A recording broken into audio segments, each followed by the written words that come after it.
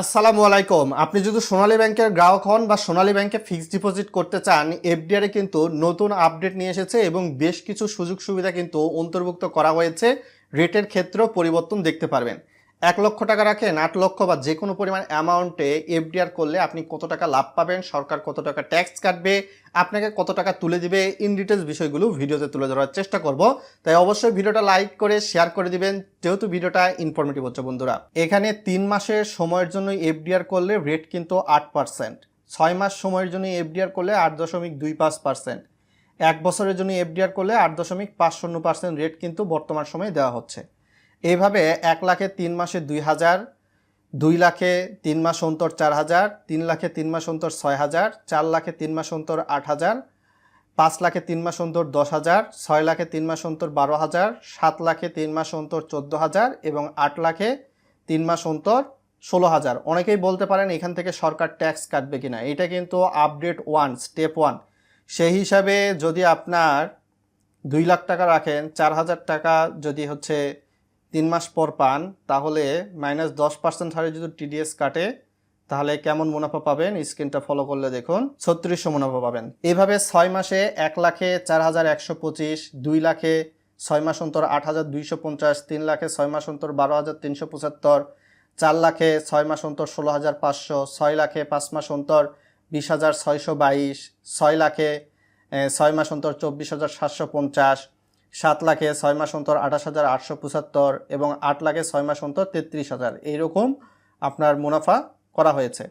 এইভাবে 1 বছর সময়ের জন্য 1 লাখে 1 বছর পর 8,500, 2 লাখে 1 বছর পর 17,000, 3 লাখে 1 বছর পর 25,500, 4 লাখে 1 বছর বা 12 মাস অন্তর 34,000, 5 লাখে 1 বছর অন্তর 42,500, 6 লাখে 1 বছর অন্তর 51,000, 7 লাখে 1 বছর অন্তর 59,500, 8 লাখে 1 বছর অন্তর 68,000। এখন আপডেট 2 দেখব স্টেপ 2তে। 1 লাখে 3 মাসে 8% রেট হলে 2,000 যদি কাঙ্ক্ষিত মুনাফা আসে, এখান থেকে 10% হারে টিডিএস যদি কাটে তাহলে 200। অ্যাকাউন্ট করার পরবর্তীতে টিন সার্টিফিকেট যদি থাকে এবং রিটার্ন জমার ফটোকপি যদি ব্যাংকে দুইটাই জমা দেন, তাহলে 10% হারে টিডিএস কাটবে, আপনি 3 মাস অন্তর পাবেন 1800। আর অ্যাকাউন্ট করার পরবর্তীতে টিন সার্টিফিকেট থেকেও আপনার লাভ হবে না যদি না আপনি আয়কর রিটার্নের ফটোকপি ব্যাংকে জমা দেন। তো সেক্ষেত্রে 15% হারে টিডিএস কাটবে। তো সেক্ষেত্রে কাঙ্ক্ষিত মুনাফা 3 মাস অন্তর 1700। 1 লাখে 6 মাস অন্তর 8.25% রেটে মোট প্রফিট আসতেছে 4,125। 10% হারে টিডিএস কাটলে 413, 15% হারে টিডিএস কাটলে 619। সেক্ষেত্রে 10% হারে কাটার পর আপনার কাঙ্ক্ষিত মুনাফা 3,712 6 মাস অন্তর, আর 15% হারে টিডিএস কাটার পর আপনার কাঙ্ক্ষিত মুনাফা 6 মাস অন্তর 3,506। এরপর 1 লাখে 1 বছরে 8.50% রেটে 1 বছরে আসে 8,500। এখান থেকে 10% হারে টিডিএস কাটলে 850। সেক্ষেত্রে মুনাফা পাচ্ছেন 1 বছর অন্তর 7,650।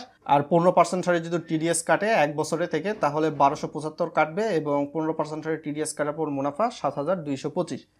এর বাইরেও 8 লাখে 3 মাস অন্তর 8% রেটে 10% হারে টিডিএস কাটলে আপনি 14,400 পাবেন, 15% হারে টিডিএস কাটলে 13,600 পাবেন। 8 লাখে 6 মাস অন্তর 33,000 আসে, 10% হারে টিডিএস কাটলে 29,700 পাবেন, 15% হারে টিডিএস কাটলে 28,050 পাবেন।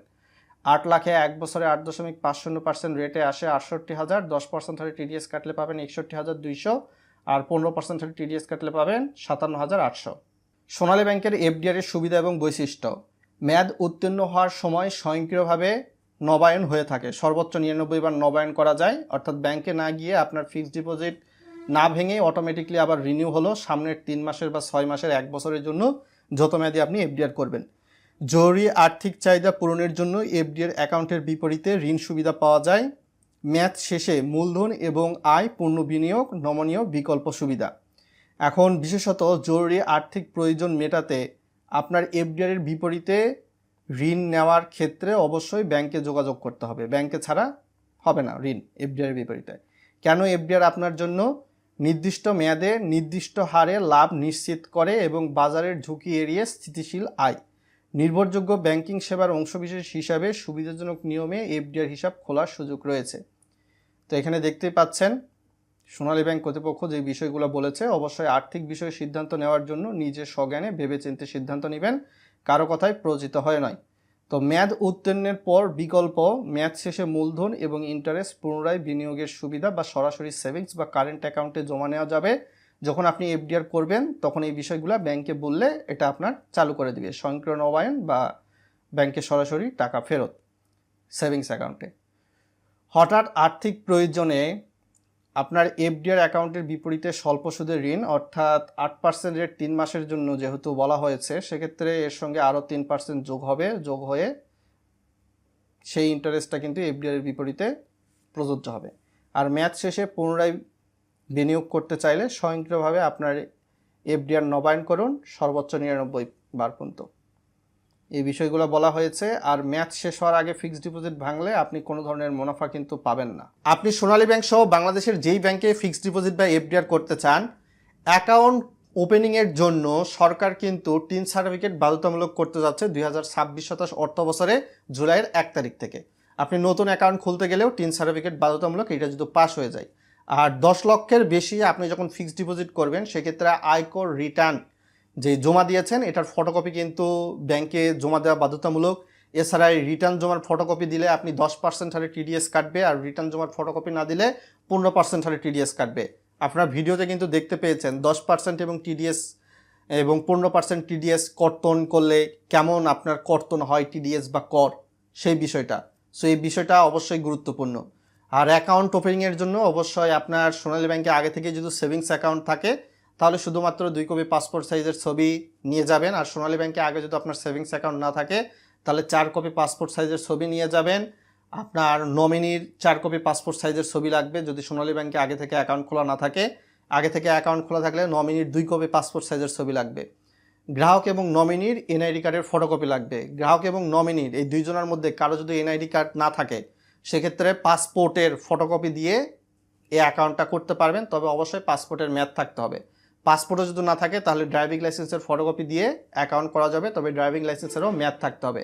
আর যদি জন্ম নিবন্ধন দিয়ে ফিক্সড ডিপোজিট বা এফডিআর করতে চান তাহলে জন্ম নিবন্ধন অনলাইন বেস 17 ডিজিটের যেটা, সেটার ফটোকপি লাগবে। যদি অ্যাকাউন্টধারী দিতে চায় জন্ম নিবন্ধন সেটা দিতে পারবে। তার সঙ্গে সঙ্গে আপনার চেয়ারম্যান সনদ পৌরসভা থেকে এগুলো নিতে হবে। আর নমিনি জন্ম নিবন্ধন দেওয়া যাবে, নমিনির চেয়ারম্যান সনদের প্রয়োজন হবে না। সো আশা করি বুঝতে পেরেছেন। এর বাইরেও যদি কোনো প্রশ্ন থাকে ভিডিওর কমেন্ট বক্সে জানাবেন। অনেকেই বলতে পারেন এফডিআর রেটটা কম হচ্ছে কেন। সাধারণত মূল্যস্ফীতির উপর ডিপেন্ড করে এবং বেশ কিছু বিষয়ের উপর ডিপেন্ড করে রেটটা যে কোনো সময় পরিবর্তন হয়। তো এরই অংশবিশেষ হিসাবে এফডিআর রেটটা কিন্তু এবার পরিবর্তিত হয়েছে। যারা পূর্বে এফডিআর করেছেন তারা আগের রেটেই মুনাফা পাবেন, যদি মাঝখানে রিনিউ হয় নতুন রেটে পাবেন। আবার যারা নতুন করে এফডিআর করবেন তাদের জন্য নতুন রেটটা কিন্তু নির্ধারিত হয়ে থাকবে।